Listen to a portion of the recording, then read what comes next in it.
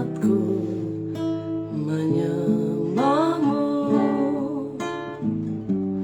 Rohmu bekerja.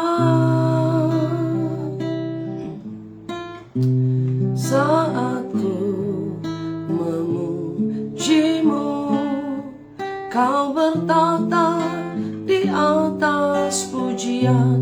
Ku angkat hatiku, ku pandang kekudusanmu.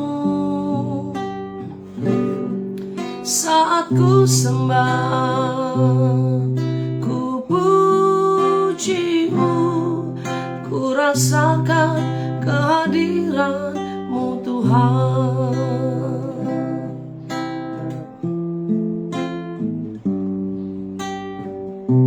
Saat ku menyembahmu, Rohmu bekerja. Saat ku memujimu, Kau bertata di atas pujian. Ku angkat hatiku, ku pandang kekudusan-Mu. Saat ku sembah, ku puji-Mu, ku rasakan kehadiran-Mu Tuhan. Ku angkat hatiku, ku pandang kekudusan-Mu.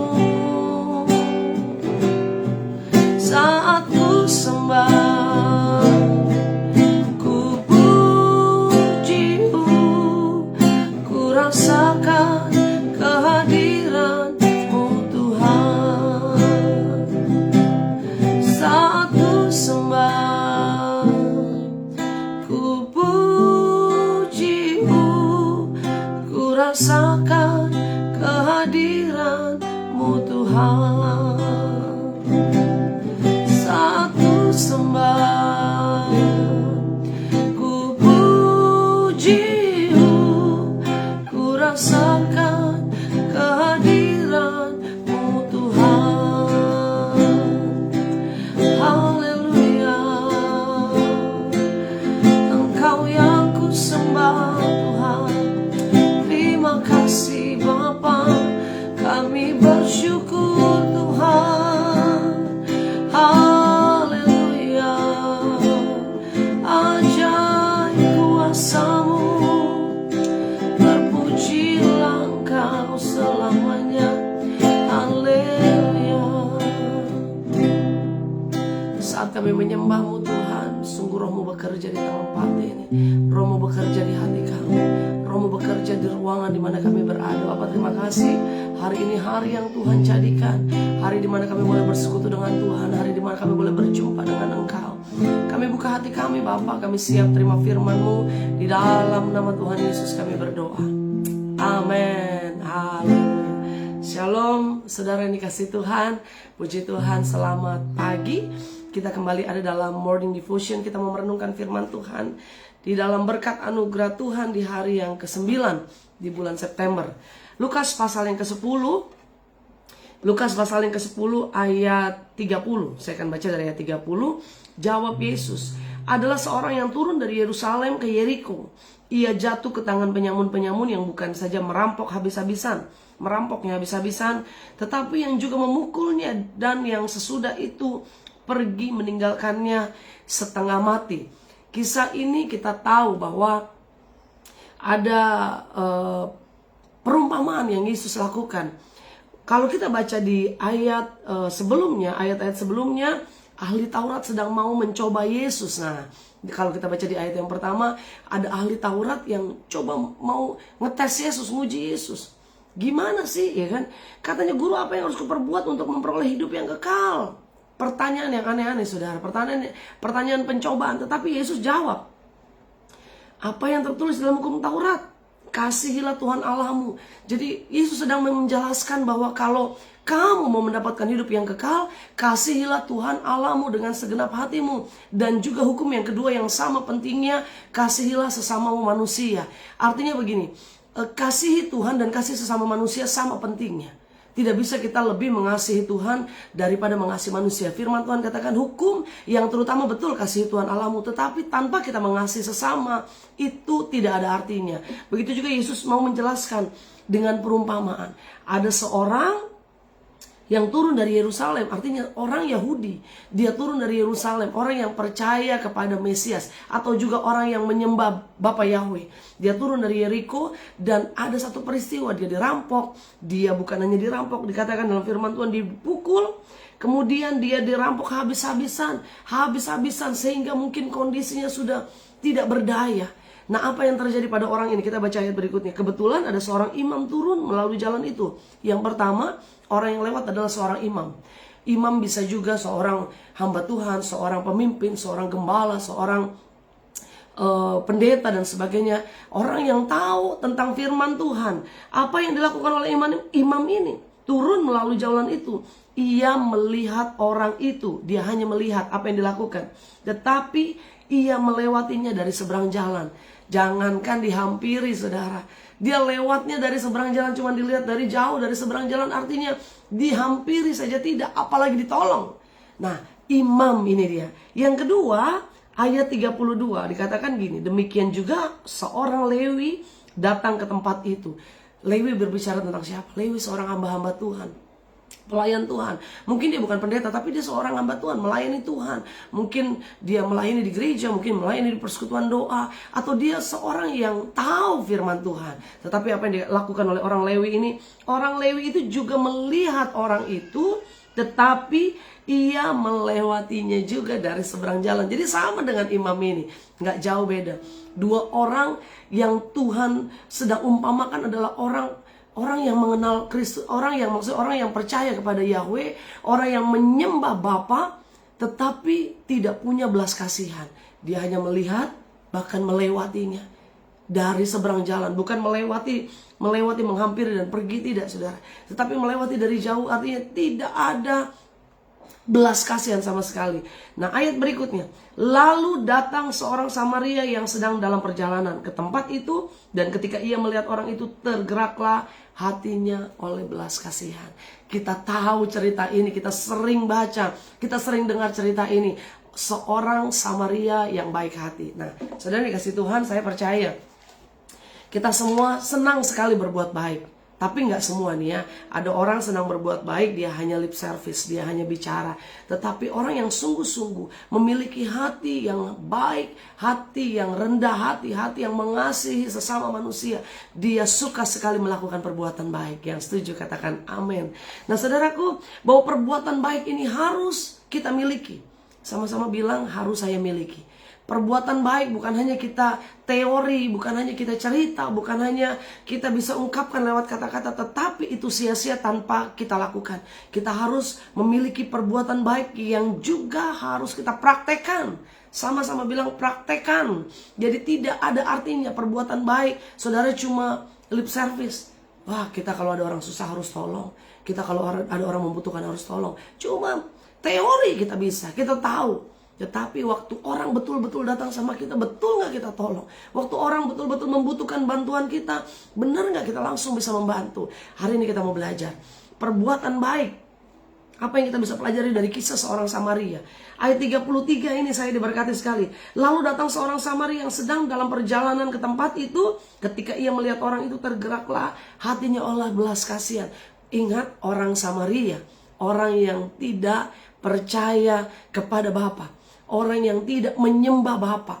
Artinya bukan orang yang tahu firman, tetapi hatinya penuh dengan belas kasihan. Kemana itu imam? Kemana itu orang Lewi? Kemana mereka saudara?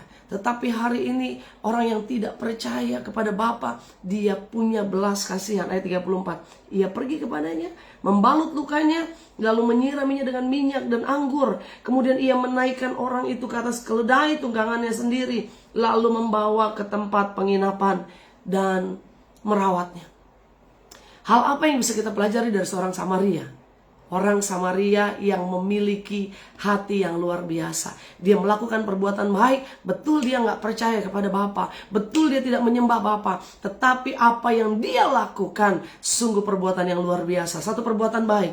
Nah, kita bisa belajar hari ini bahwa yang pertama, perbuatan baik bisa dikerjakan oleh siapa saja asal ada kemauan. Sama-sama bilang, asal saya mau. Saudara bisa berbuat baik kapan saja. Siapapun saudara-saudara bisa berbuat baik. Tapi saya nggak punya apa-apa, tapi saya kekurangan, tapi saya kan nggak kerja, atau tapi saya kan juga membutuhkan banyak hal. Saudara, perbuatan baik bukan hanya bicara soal materi, bukan hanya saudara harus memberi secara uang, tetapi perbuatan baik bisa kita lakukan lewat tenaga kita, lewat waktu kita, lewat senyuman kita, lewat pertolongan-pertolongan lain yang bisa engkau berikan. Jadi perbuatan baik bisa dilakukan oleh siapa saja asal ada kemauan. Boleh sama-sama bilang, saya mau melakukan perbuatan baik. Amin. Selama kita mau, kita bisa melakukan perbuatan baik. Jadi jangan bilang, saya emang orangnya begini. Jangan, saudara. Selama kita ada kemauan, selama engkau mau, engkau bisa melakukan perbuatan baik di mana saja, kepada siapa saja. Jangan jauh-jauh dulu orang yang jauh sama saudara, tapi orang-orang terdekat engkau tolong, engkau bantu. Jangan saudara teori jago, bantu orang-orang yang ada di daerah Zimbabwe dan sebagainya, saudara. Atau orang-orang gempa bumi yang ada di daerah mana, negara mana. Tetapi bantu dulu orang-orang terdekat kita. Selama kita mau, kita pasti bisa melakukan perbuatan baik. Yang kedua, saudara, perbuatan baik membutuhkan pengorbanan. Haleluya. Betul, perbuatan baik membutuhkan pengorbanan. Apa yang dilakukan oleh orang Samaria ini? Dia berkorban. Datang seorang Samaria. Berkorban yang pertama apa? Dia harus berkorban waktu. Karena apa? Dia dalam perjalanan pasti dia sedang menuju ke satu tempat. Tetapi dia harus merelakan waktunya tersita dulu untuk satu orang yang dia tidak kenal. Bukan hanya dia tidak kenal, mungkin orang yang berbeda. Orang Samaria dengan orang Yahudi tidak boleh bertemu, tidak boleh bergaul, tidak boleh saling sapa, saudara. Dan apa yang terjadi? Orang ini mau karena tergerak oleh belas kasihan. Dia mau membuang waktunya, dia mau membuang tenaganya. Bukan hanya itu, mungkin orang-orang dia akan terima resikonya apa? Dia akan dikatain orang, dia akan dijauhi orang, dia akan dibilang kamu nggak boleh melanggar hukum, kamu nggak boleh bergaul dengan orang Yahudi. Dan begitu juga orang Yahudi nggak boleh bergaul dengan orang Samaria. Saudara, apa yang dikatakan dalam firman Tuhan ayat 34, dia mengorbankan waktu. Tapi ayat 34 dia bilang apa? Firman Tuhan bilang begini, ia pergi kepadanya membalut luka-lukanya. Dia berkorban secara tenaga. Dia balut luka-lukanya. Dia berkorban bukan hanya waktu, tenaga, tapi dia bilang apa? Sesudah ia menyiraminya dengan minyak dan anggur. Ada pengorbanan materi yang dia lakukan. Dia harus mengorbankan minyak dan anggur. Mungkin saat itu dia bawa, it's okay. Tapi waktu dia nggak bawa, dia harus beli minyak dan anggur. Dan apa yang dilakukan oleh orang Samaria ini begitu luar biasa. Minyak dan anggur diberikannya untuk membalut luka-lukanya. Kemudian ia menaikkan orang itu ke atas keledai tunggangannya sendiri, lalu membawanya ke tempat penginapan dan merawatnya. Ingat, waktu yang dia curahkan buat orang yang tidak dia kenal ini sungguh pengorbanan yang luar biasa. Ayat 35. Keesokan harinya ia menyerahkan 2 dinar kepada pemilik penginapan itu, katanya, rawatlah dia, dan jika kau belanjakan lebih dari ini, aku akan menggantinya waktu aku kembali. Pengorbanan waktu, pengorbanan tenaga, pengorbanan materi dia berikan. Jadi artinya perbuatan baik yang pertama bisa dilakukan oleh siapa saja asal ada kemauan. Yang kedua, perbuatan baik membutuhkan pengorbanan. Selama engkau mau berkorban, selama engkau mau kasih yang terbaik, engkau bisa melakukan perbuatan baik. Buat siapa saja, buat orang-orang sekitar kita, buat tetangga, keluarga, mungkin lingkungan kita. Lakukan perbuatan baik, jangan tunda-tunda, saudara. Dan yang ketiga, yang terakhir, Setelah kita tahu perbuatan baik bisa dilakukan siapa saja asal ada kemauan, perbuatan baik membutuhkan pengorbanan, dan yang ketiga ini dia yang luar biasa, bahwa perbuatan baik akan mendatangkan berkat di masa datang. Haleluya. Akan mendatangkan berkat di masa datang. Dari mana Bu tahunya? Saya tahu karena firman Tuhan yang bilang, apa yang kamu tabur akan kamu tuai. Itu dia saudara, pegang janji Tuhan. Apa yang kamu tabur akan kamu tuai. Engkau lakukan perbuatan baik, di masa datang engkau juga akan menuai perbuatan baik. Mungkin bukan hidupmu yang menerima perbuatan baik, mungkin bukan engkau yang mengalami perbuatan baik, mungkin anak-anak cucu-cucu kita yang akan melihat perbuatan baik, akan menyaksikan, akan menikmati perbuatan baik kita.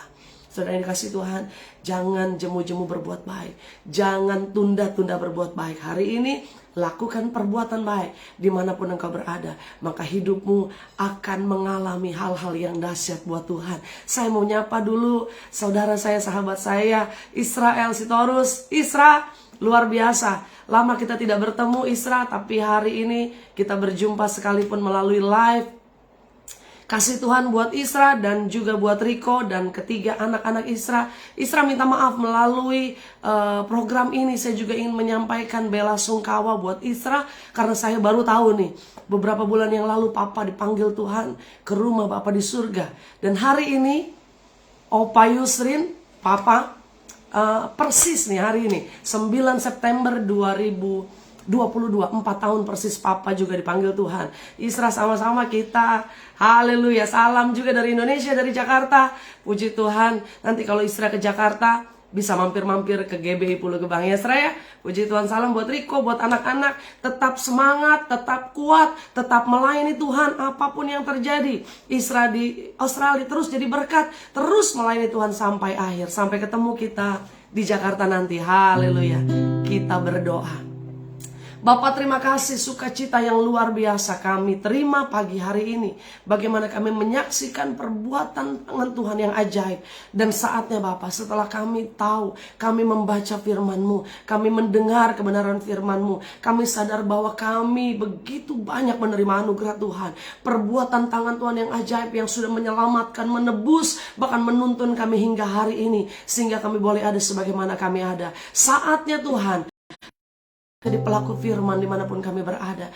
Kami boleh melakukan perbuatan-perbuatan baik lewat hidup kami. Bahkan apapun yang kami boleh lakukan, itu boleh memuliakan nama Tuhan. Berkati Tuhan setiap anak-anak-Mu yang boleh mendengarkan renungan firman Tuhan hari ini, Morning Devotion hari ini Bapak. Kami percaya Tuhan firman-Mu boleh terus. Isra yang ada di Australia bersama dengan Riko, bersama dengan ketiga anak-anak, Bapak diberkati Tuhan dalam kehidupan mereka, rumah tangga keluarga mereka, bahkan pelayanan mereka, pekerjaan mereka, usaha, di dalam nama Tuhan Yesus diberkati Tuhan. Anak-anak semua sehat, anak-anak semua tumbuh di dalam Tuhan, mereka cerdas, bahkan mereka boleh menjadi anak-anak yang hebat di dalam nama Tuhan Yesus. Terima kasih Tuhan, dan kami percaya berkat Tuhan ada buat Isra keluarga, Mama yang ada di Bogor, bersama dengan abang-abang dan seluruh keluarga besar. Kami percaya semuanya ada dalam berkat Tuhan. Terima kasih ya Bapak, terima kasih Tuhan. Kami menyerahkan seluruh hamba-hamba-Mu yang hari ini boleh menerima berkat lewat Morning Devotion. Terima kasih Bapak yang baik.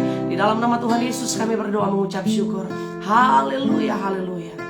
Amin, puji Tuhan. Saudara yang kasih Tuhan, selamat berjalan dalam berkat Tuhan sepanjang hari ini. Isra, sekali lagi salam buat Riko dan anak-anak semua. Tuhan Yesus memberkati kita semua. Haleluya, shalom.